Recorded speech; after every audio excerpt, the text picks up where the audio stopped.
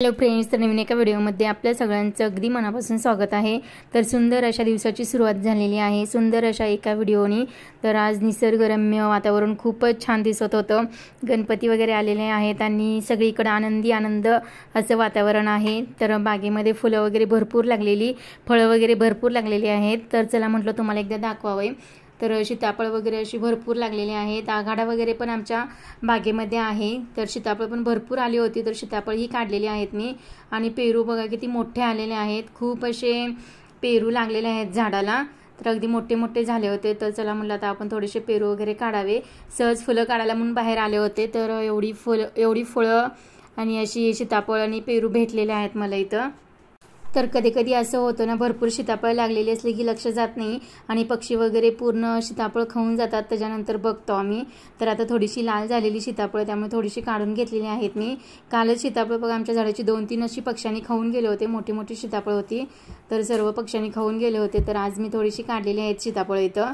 तर मस्तपैकी अशी जास्वंदीची फुलं वगैरे लागलेली आहेत। पूजा वगैरे करायची आहे, गणपतीची आरती वगैरे करायची आहे। तर अर्चना बघा इथं गणपतीला दुर्वा आघाडा वगैरे घालते, फूल घालते।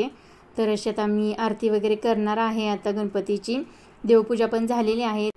तर देवघरात थोडीशी फुलं घालायची होती, तर गणपतीला ही फुलं दुर्वा वगैरे घातलेली आहे आणि त्याच्यानंतर देवघरात फुलं घातलेली आहेत। आता गणपतीची आरती करायची आहे। तर गणपतीची आरती आम्ही करून घेतली, मम्मीने देखील ओवाळून घेतलं। चला आता आपण गौरी येणार आहेत उद्या, तर मस्तपैकी असे पदार्थ बनवूया गौरीसाठी। तर किती फराळ कराल तेवढं थोडंच असतं। तर चला म्हटलं आज मैद्यापासून काहीतरी गोड पदार्थ असे बनवूया। तर मी इथं 1 किलोच मैदा घेतलेला आहे। त्याच्यामध्ये थोडंसं तुपाचं कडकडीत असं मोहन करून घातलेलं आहे। त्याच्यामध्ये थोडंसं रवा घातलेलं आणि थोडंसं मीठ घातलेलं, जास्त काही घातलेलं नाही। तर पाण्यामध्येच मळून घेतलेला आहे मैदा।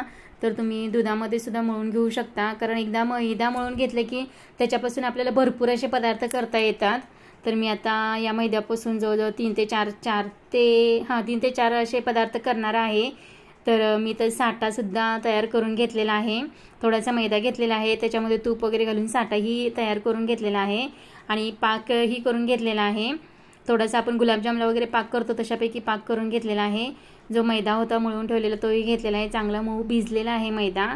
तर मी थोडंसं तेल लावून मस्तपैकी थोडंसं मळून घेते। तर मला ह्याच्यापासून चिरोटे करून घ्यायचे आहेत, पाकातले चिरोटे करणार आहे। थोडेसे पाकातले चिरोटे करणार आहे आणि थोडेसे साखर भुरभुरून जे चिरोटे करतात ते करणार आहे। तर असे 3-4 पदार्थ करणार आहे। तर मी तर 4 ते 5 छोटे छोटे गोळे तयार करून घेतलेले आहेत। तर आपल्याला याच्यापासून छोट्या छोट्या चपात्या लाटून घेतो त्याप्रमाणे आपल्याला लाटून घ्यायचं आहे।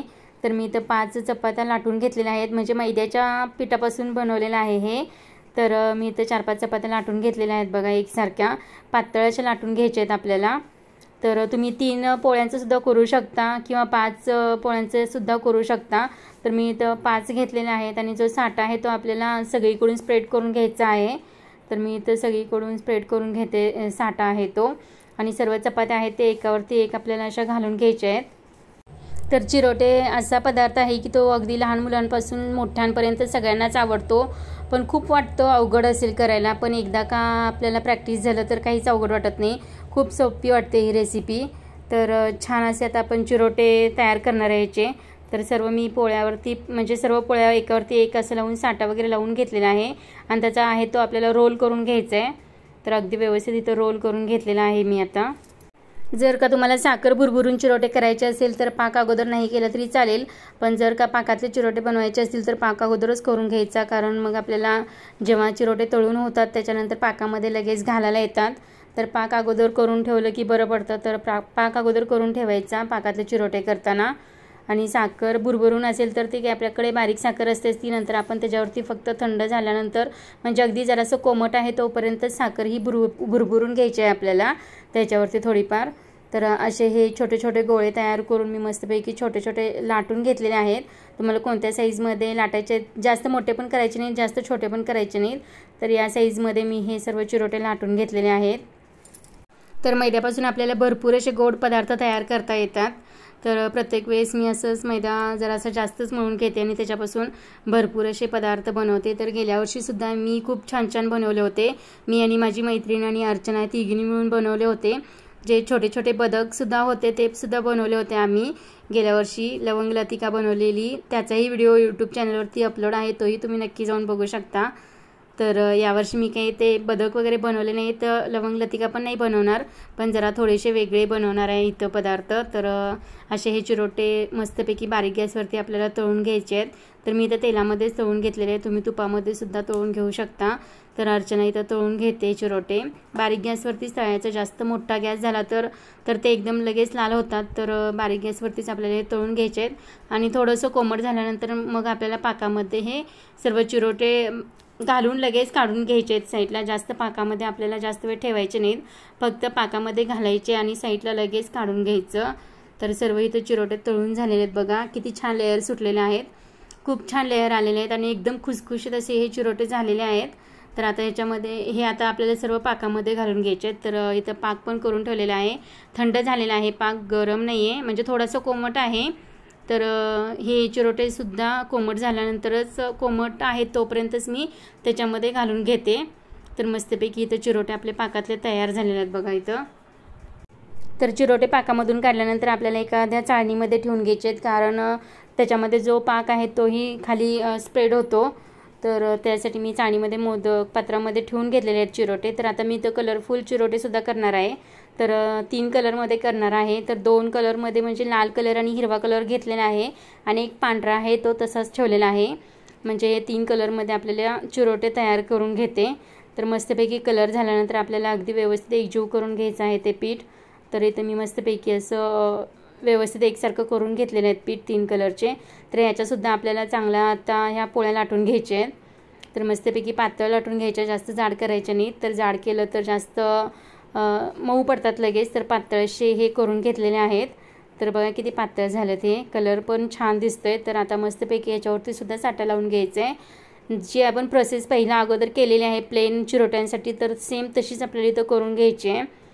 तर मस्तपैकी याचे सुद्धा आता कलरफुल असे चिरोटे होणार आहेत, खूप आणि दिसायलाही खूप सुंदर आणि खायलाही खूप सुंदर लागणार। आणि मुलांनाही असं काहीतरी वेगळं दिल्यानंतर त्यांनाही खूप असं आवडतं की वेगळा पदार्थ काहीतरी आहे असं वाटतं। तर दरवर्षी असं कलरफुल काहीतरी करत असते। तर असे हे कलरफुल चिरोटे बनवलेले आहेत। तर मी नंतर एक पांढऱ्या कलरची पोळी लाटून घेतलेली आहे बघा, म्हणजे 2 कलरच्या घेतल्या त्यांनी 2 पांढऱ्या घेतलेल्या आहेत। तर त्याच्यानी कलरसुद्धा अजून छान येईल।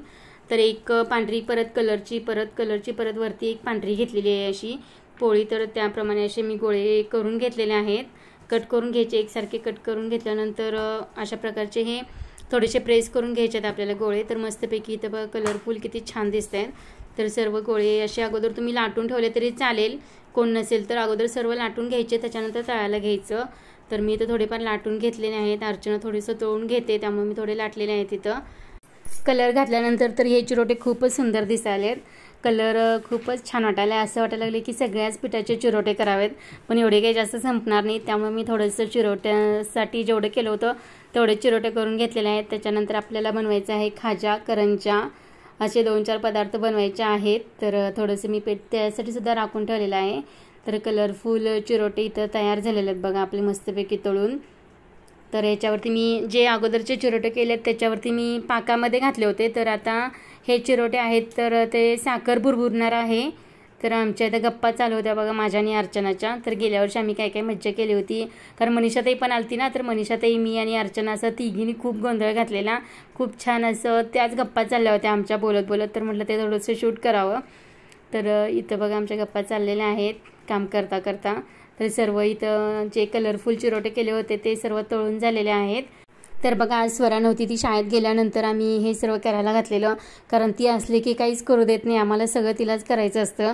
आणि असं काहीतरी नवीन करायला लागलं असतं तर ती किचनमधनं अजिबातच हालत नाही, तर सगळं तिलाच करायला पाहिजे असतं। तर ती शाळेत गेली तोपर्यंत आमचं हे सगळं काम आता आम्ही आवरून घेणार आहे। तर बघा इथं 12-1 वाजत आलेले आहेत। तर चिरोटे आमचे चांगले तळून झालेले आहेत। त्यातच म्हटले एखादी आपण करंजी, जी साठेची करंजी आहे ती आपल्याला बनवता येते का, तर ती सुद्धा आम्ही इथं बनवलेल्या आहेत, 2च बनवलेल्या आहेत करंज्या, त्यासुद्धा खूप छान झालेल्या आहेत। ते काही शूट करणं झालं नाही। तर इथं बघा जे चिरोटे बनवून घेतले होते ते फक्त तळून घेतलेले, पाकात काही घातलेले नाही। तर ह्याच्यावरती मी साखर भुरभुरून घेतली अशी, जे कोमट आहे तोपर्यंतच ह्याच्यावरती साखर भुरभुरून घ्यायची, कारण मग ती व्यवस्थित त्या चिरोट्यांना लागली जाते। तर आता थोडंसं पीठ शिल्लक राहिलं होतं ते सर्व घेतलेलं आहे. आता बनवायचं आहे खाजा.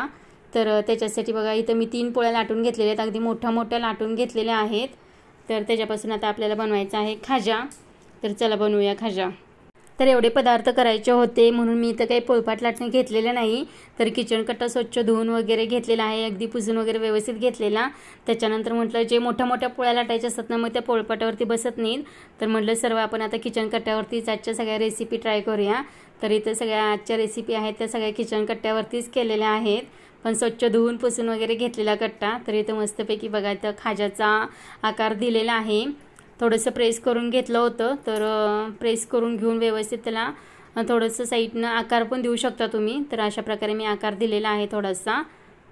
तर खाजा करताना नेहमी लक्षात ठेवायचं की बारीक गॅस करूनच आपल्याला सर्व हे तळून घ्यायचं आहे, कारण मोठ्या गॅसवरती तळलं तर वरून आपल्याला भाजल्यासारखं वाटतं पण आतून सर्व कच्चं तसंच राहिलेलं असतं पीठ.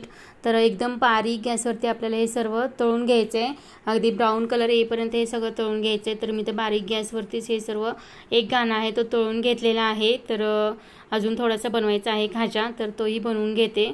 तर इथं बघा कलर किती छान आलेला आहे. तर आता हे आपल्याला पाकामध्ये घालून घ्यायचं आहे. तर जो चिरोट्यांचा पाक शिल्लक राहिलेला तर त्या पाकामध्येच मी सर्व हे घालून घेतलेलं आहे. तर इथं आपले सर्व खाजा तयार करून झालेले आहेत, ते काही शूट घेतलेलं नाही. तर थोडंसं अजून पीठ शिल्लक होतं तर त्याच्यापासून सुद्धा आता करंजा जे थोडंसं सारण होतं माझ्याकडे तर त्या करंजा करायच्या होत्या. तर तेही अशाच प्रकारे पोळ्या लाटून साठाच्याच करंजा करावं म्हटलं. तर इथे बघा हे सर्व आता मी लाटून घेते, पातळ पोळी लाटून घेतलेली याची सुद्धा. तर याच्यामध्ये सारण भरून आपल्याला आता ह्या करंजा करून घ्यायच्या. तर सारण थोडंच आहे त्यामुळे करंजा थोड्याच होणार आहेत. तर थोड्याशा करंजा करून घेणार आहे. थोडंसं जे शिल्लक गोळे आहेत तर त्याच्यापासून सुद्धा काहीतरी होतं का बघायचं. तर त्याची सुद्धा रेसिपी करून टाकायची. तर मस्तपैकी इथं करंजा आता आपल्याला बारीक गॅसवरतीच तळून घ्यायचे आहेत. तर इथं मी मशीनमध्ये काही घालून करंजी बनवली नाही. तर इथं चमच्याच्या साहाय्याने असा छान असा आकार देऊन घेतलेला आहे. तर आता हे आपल्याला बारीक गॅसवरती चांगलं तळून घ्यायचे आहेत. तर एकाच मैद्यापासून बघा इथं आपले 3-4 पदार्थ असे चांगले झालेले आहेत. 4 ते 5 पदार्थ असे आम्ही तयार करून घेतलेले आहेत मैद्यापासून. तर भरपूर असे गोड पदार्थ झालेले आहेत आज. तर आजचा हा ब्लॉग तुम्हाला कसा वाटला. सकाळपासून आम्ही खूप छान अशा रेसिपी बनवलेल्या आहेत. तर इथं बघा काल चकली आणि चिवडा बनवलेला तर त्याचाही व्हिडिओ घेतलेला आहे. तर मस्तपैकी असे गौरीच्या समोर ठेवण्यासाठी आम्ही फराळचे पदार्थ बनवलेले आहेत. खाजा बनवला, त्याच्यानंतर चिरोटे बनवले आणि 2-3 प्रकारचे चिरोटे बनवलेत. ते हे थोडंसं करंजा झाल्यानंतर थोडेसे गोळे शिल्लक राहिले होते त्याच्यापासून वेगळ्या प्रकारचे चिरोटे बनवलेले आहेत. तर मस्तपैकी अशा आज आमच्या छान रेसिपी तयार झालेल्या आहेत, फराळ तयार झालेला आहे गौरी पुढे ठेवण्यासाठी. तर आजचा हा व्हिडिओ तुम्हाला कसा वाटला नक्कीच कमेंट करून सांगा आणि रेसिपी कशा वाटल्या तेही कमेंट करायला अजिबात विसरू नका. व्हिडिओ आवडला असेल तर लाईक करा, जास्तीत जास्त शेअर करा, नवीन असाल तर चॅनलला सबस्क्राईब करा. असे छान व्हिडिओ पाहण्यासाठी सुजाताच डायरीला नक्की सबस्क्राईब करून ठेवा आणि हो कमेंट करायला अजिबात विसरू नका. चला तर मग तुमचा फराळ करून झाला की नाही, अजून कोणकोणते पदार्थ केलेले आहेत तेच नक्कीच कमेंट करून सांगा. तर आमचा असा फराळ तयार झालेला आहे. अजून थोडाफार शिल्लक राहिलेला आहे फराळ करायचा, तर ते आता बघूया आपण उद्या फराळ करूया राहिलेला. तर व्हिडिओ पाहिल्याबद्दल सगळ्यांचे अगदी मनापासून धन्यवाद. असे छान व्हिडिओ पाहत राहा आणि व्हिडिओ आवडला तर लाईक करत जावा, शेअर करत जावा. चला मग छानशा व्हिडिओसोबत पुन्हा एकदा आपण भेटूया. तोपर्यंत bye bye. Thank you for watching.